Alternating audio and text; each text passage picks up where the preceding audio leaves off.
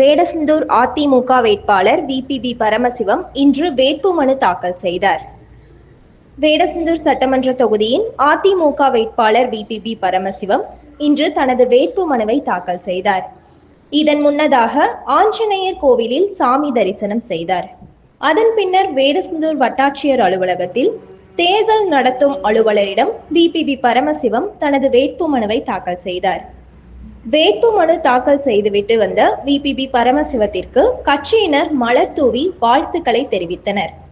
அப்போது ஒன்றிய செயலாளர்கள் லக்ஷ்மணன், மலர்வண்ணன், பெருமாள், பழனியம்மாள், ஜான்போஸ், நகர செயலாளர்கள் பாபுஷேட், அறிவாளி, மணிமாறன், பாலசுப்பிரமணியன், ராகுல் பாபா, மாவட்ட விவசாய அணி அமைப்பாளர் டிசி ராஜமோகன் உள்ளிட்ட கட்சி நிர்வாகிகள் உடனிருந்தனர். டைம் ஆயிடுச்சுண்ணே.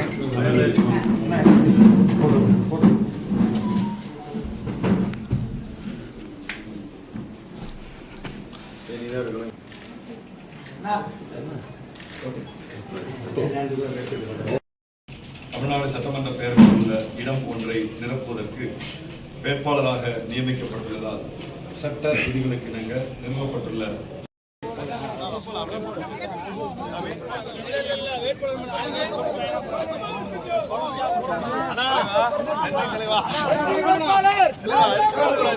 ஜெயிக்கிறோம்